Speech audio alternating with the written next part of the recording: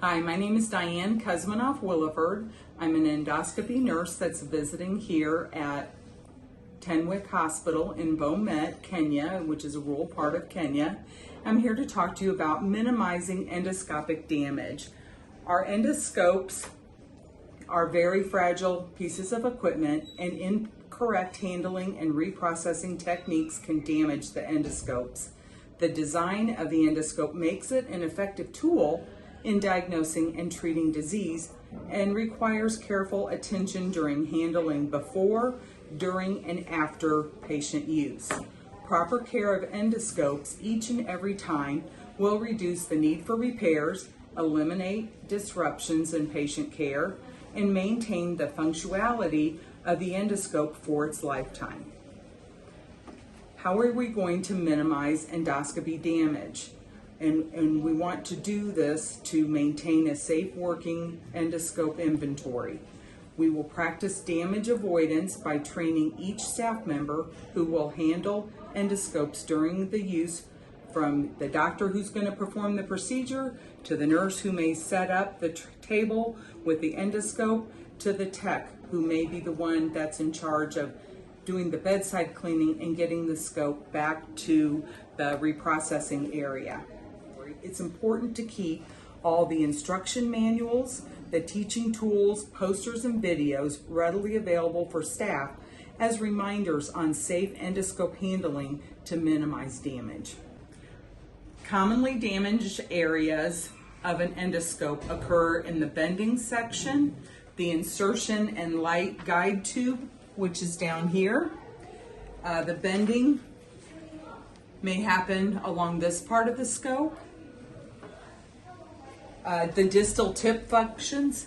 There are many distal tip functions. There are many functions at the end of the distal tip, so we must do everything we can to protect that. And the electrical connections are inside the scope, and you may not see that. That is all internal damage that could happen. And then damage can also happen if the distal cap is broken or damaged or not properly affixed to the end of the scope. And I'm going to fumble that.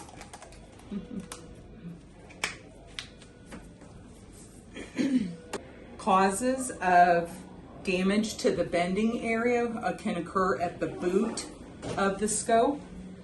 This can occur by stacking the scopes on top of each other. It can occur with placing excessive pressure like this onto when the doctor is manipulating the scope during the procedure. And if you use sharp instruments through the biopsy port, that also may cause some damage to the bending portion of the scope. How can we avoid damage to this part of the scope? Do not stack endoscopes once they've been done with reprocessing. They need to remain individual until they're hung up. Always reprocess and transport each endoscope separate from any sharp instruments that may be used during the procedure. The endoscope must be processed by itself.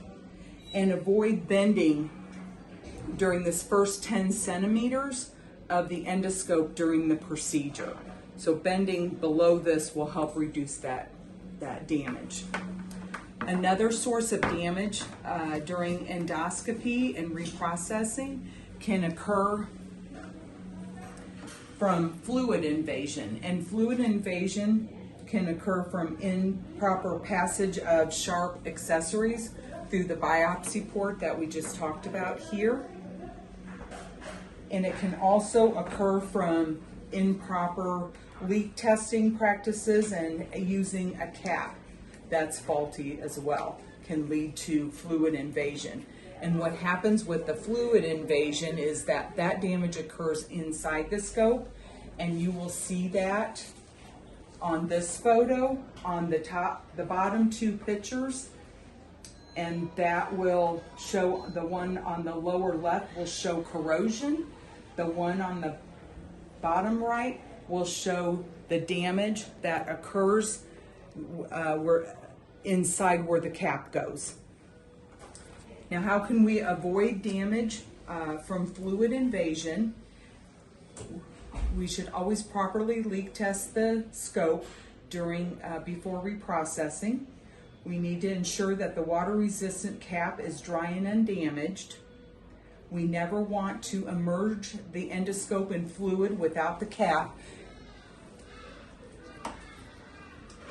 And we want to check the cap for any cracks,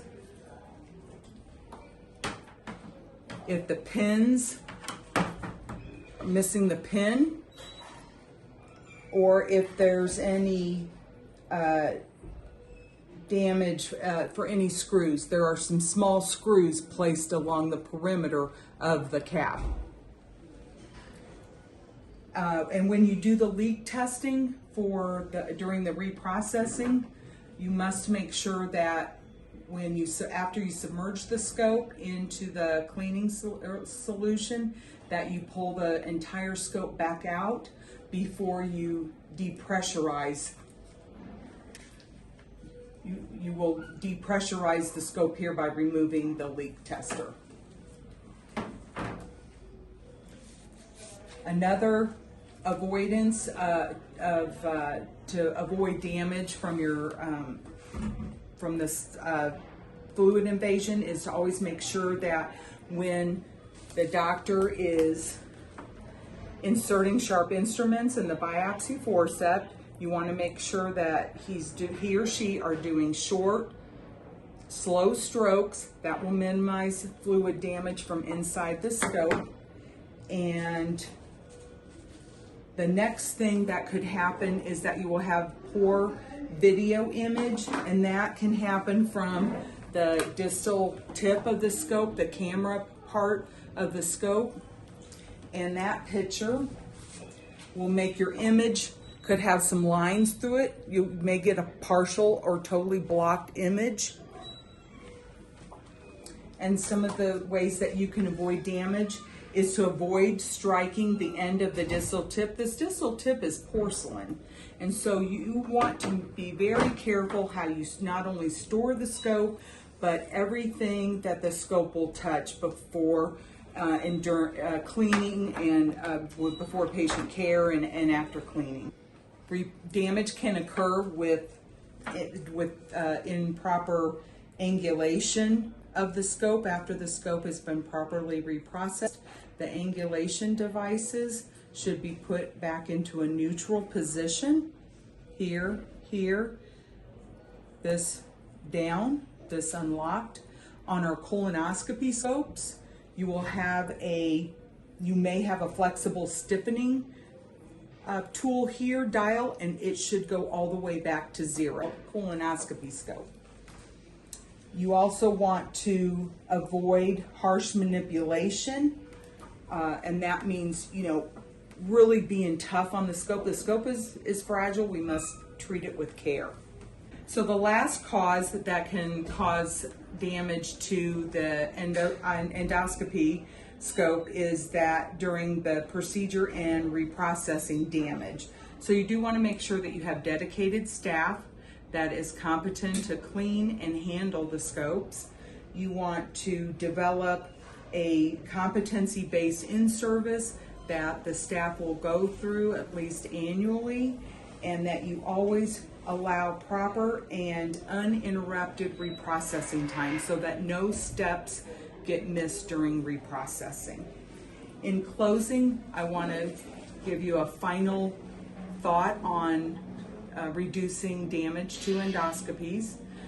Flexible endoscopes are complex medical instruments that are subject to damage if not properly cared for and maintained.